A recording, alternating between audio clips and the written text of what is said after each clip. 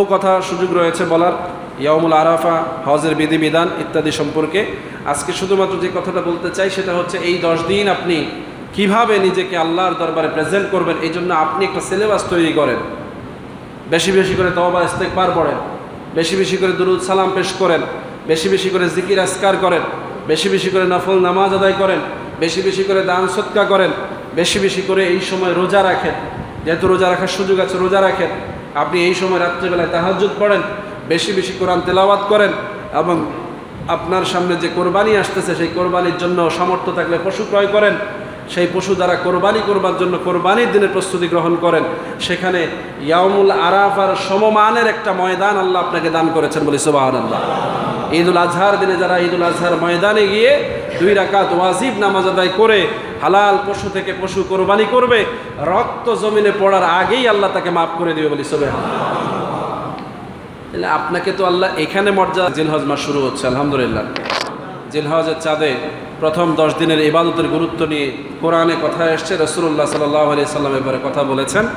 এই বিষয়ে আমিও ইতিপূর্বে বহুবার এই বিষয়ে আলোচনা করেছি যে জিলহজ মাসের প্রথম 10 দিনের ইবাদত আল্লাহ রাব্বুল আলামিনের কাছে সারা বছরের দিনগুলোর মধ্যে শ্রেষ্ঠ ইবাদত, বলি সুবহানাল্লাহ। শুধুমাত্র রমজান মাস ছাড়া, রমজান মাসের ইবাদতের সাথে অন্য কোনো মাসের ইবাদতের তুলনা হয়। রমজানের পরে সবচেয়ে দামি ইবাদত বলা হয়েছে জিলহজ মাসের 1 তারিখ থেকে 10 তারিখ পর্যন্ত এই সময়ের ইবাদত, বলি সুবহানাল্লাহ।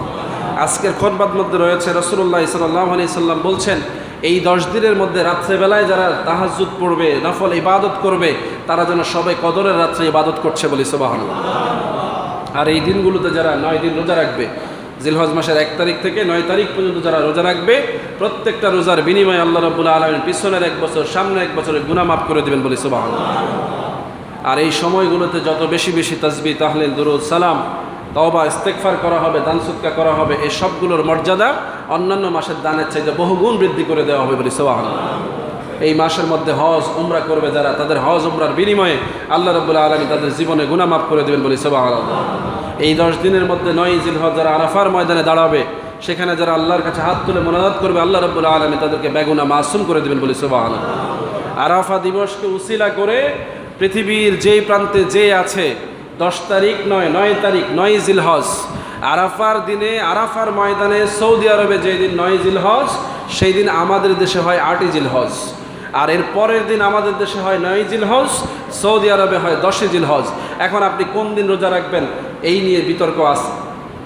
এই বিতর্কের সমাধান হচ্ছে রাসূলুল্লাহ সাল্লাল্লাহু আলাইহি সাল্লাম থেকে হাদিস, চাঁদ দেখে রাখতে হবে, চাঁদ দেখে ছাড়তে হবে। সেটা রোজা বলেন, ঈদ বলেন, যে কোনো মাস বলেন, চাঁদ দেখেই গণনা শুরু হবে, চাঁদ দেখেই গণনা শেষ হবে।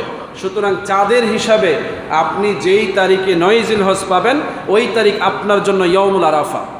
যেহেতু আপনি হাজি নন, শুধু হাজিদের জন্য শর্ত হচ্ছে হজের দিন আরাফার ময়দানে দাঁড়ালে তিনি হাজি, এবং তিনি সেই 9 জিলহজের সেখানকার জন্য খাস ওনাকে ওই দিন রোজা রাখতে বলা হয়েছে। এখন আপনি আমি যদি ওই দিনে রোজা রাখি তাহলে 8 জিলহজ হয়। বাংলাদেশে 9 জিলহজ যদি আপনি রোজা না রাখেন তাহলে আপনি ঈদ করবেন কবে? ঈদ তো 10 জিলহজ নাকি? তাহলে 10 জিলহজ ঈদ না করে আপনি 9 জিলহজ ঈদ করবেন? কারণ ওই দিন তো সৌদি আরবে ঈদ হচ্ছে, মানে কোরবানি হচ্ছে, হাজিদের জন্য ওই দিন কোরবানি হচ্ছে। 10 জিলহজ তারা কোরবানি করবে, ওখানে যেদিন 10 জিলহজ সেদিন আমাদের দেশে হলো 9 জিলহজ। তাহলে আপনি কি করবেন? তাদের সাথে কোরবানি শুরু করবেন? চাঁদের হিসাবে আমাদের দেশে 10 জিলহজের একদিন আগেও যদি কেউ কোরবানি করে, কোরবানি হবে না। পরে 2 দিন সুযোগ আছে, আগে একদিনও নেই। তাহলে এই বিষয়গুলো ফিতনার দরকার নাই। রাসূলুল্লাহ সাল্লাল্লাহু আলাইহি সাল্লামের হাদিসের আলোকে ওলামায়ে কেরামের ইজমা এই উপমহাদেশে এইভাবেই হয়ে আসছে, এটাই ঠিক থাকবে, এটার উপরই আমল চলবে। কি বলেন, ঠিক না? এরপরে যত শায়েক মায়েক যত আবিজাবি বলতেছে, এগুলি কোনো যুক্তি তর্কের কোনো দেখার দরকার। হাজি সাহেবরা জায়গা মতো হজ করতেছে, তাদের দায়িত্ব মক্কার জমিনে যেখানে যেখানে নির্দিষ্ট আছে তারা সেখানে যাবে, সেখানে তাদের দায়িত্ব তারা পালন করবে। যদি তা না হতো তাহলে আপনাকেও তালবিয়া পড়তে বলা হতো। আপনি কি তালবিয়া পড়বেন? বরং আপনাকে বলা হয়েছে আরাফার দিবস থেকে ইয়াউমুন নহর পর্যন্ত আপনি তাকবীরে তাশরিক পড়বেন। কি পড়বেন? ফরজ নামাজের পরে কি পড়বেন? তাকবীরে তাশরিক। তাকবীরে তাশরিক কোনটা? আল্লাহু আকবার, আল্লাহু আকবার, লা ইলাহা ইল্লাল্লাহু, আল্লাহু আকবার, আল্লাহু আকবার, ওয়ালিল্লাহিল হামদ, তো যদি আপনি মনে করেন যে ইয়াউমুল আরাফার সাথে মিলিয়ে রোজা রাখবেন, তাইলে ইয়াউমুল আরাফাতে যেই হাজিরা তালবিয়া পড়ে আপনিও তালবিয়ে পড়েন, হবে? জায়েজ হবে? তাহলে সব মাসালা সব জায়গায় মিলিয়ে দেওয়া এটা কোনো বিচক্ষণতা না। আজকে সারা পৃথিবীতে দ্বন্দ্ব আছে, একই দিনে হজ করা, একই দিনে রোজা রাখা, একই দিনে ঈদ করা, এগুলো আছে না নাই? কিন্তু গত 1400 বছর ধরে কেউ এই বিষয়ে একমত হয় নাই, কারণ রসুলের কথা অনুযায়ী একমত হওয়ার সুযোগ নাই। এখন যুক্তি দিতেছে অনেকে, এইসব যুক্তির দরকার নাই। যুক্তির চাইতে রসুল সরাসরি যে কথা বলেছেন সেটাই গ্রহণযোগ্য। কি বলেন ঠিক না? যুক্তিও সুন্দর, মাশাআল্লাহ। কোনো কোনো ক্ষেত্রে এটাও মানতে হয়, কিন্তু সব বেলায় হবে না। চাঁদের হিসাবের বেলায় যুক্তি মানা যাবে না, তাহলে অনেক কিছু তছনছ হয়ে যাবে। আপনি যদি শুধু সেখানের সাথে চাঁদ মিলাই ঈদ করতে যান, তাহলে ফজরের নামাজ, মাগরিবের নামাজ, এশার নামাজ কখন পড়বেন? ও ওয়াক্তই তো খুঁজে পাইবেন না। কি পাবেন? সৌদি আরবে যখন মাগরিব, তখন আমার দেশে কি? হ্যাঁ, মাগরিবের ওয়াক্তই আসে না। আমাদের দেশে যখন আসর পড়া হয়, তখন সেই দেশে আসরের ওয়াক্তই আসে না, জোহর চলতেছে। তাহলে আপনি ওয়াক্তবিহীন নামাজ পড়লে নামাজ হবে?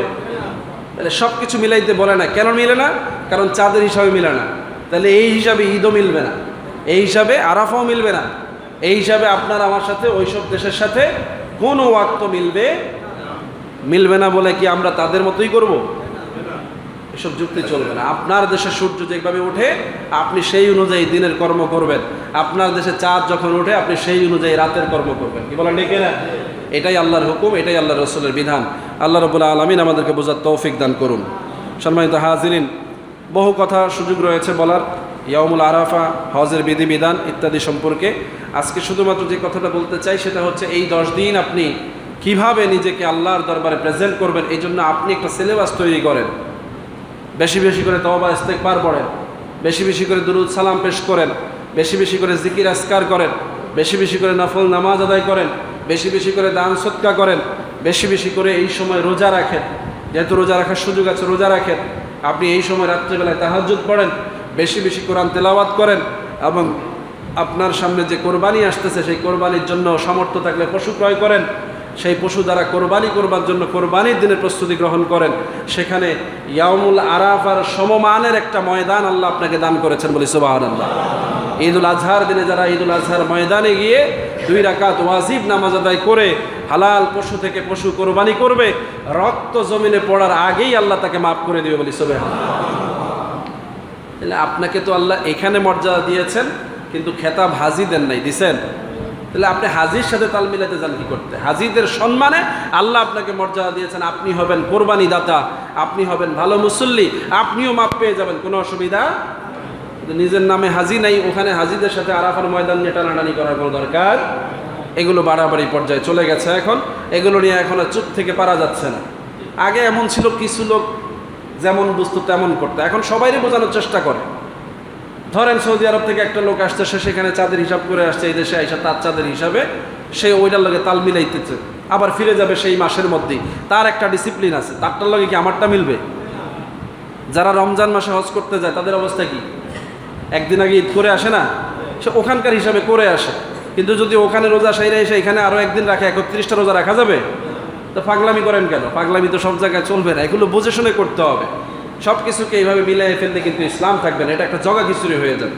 এজন্য ভাইয়েরা, শরীয়ত যারা বুঝেছেন, ভালো বুঝেছেন, যারা আল্লাহকে পেয়েছেন, আল্লাহ রসুলকে পেয়েছেন, তারা আমাদেরকে যেভাবে শিক্ষা দিয়েছেন ওইভাবে একটা সমাজ আমরা পেয়েছি। এই কথাগুলো যেন আমরা মানতে পারি, আল্লাহ তৌফিক দান করুন। সকলে বলি আমিন। ওয়া মা তৌফিক ইল্লা বিল্লাহ। আসসালামু আলাইকুম ওয়া রাহমাতুল্লাহ।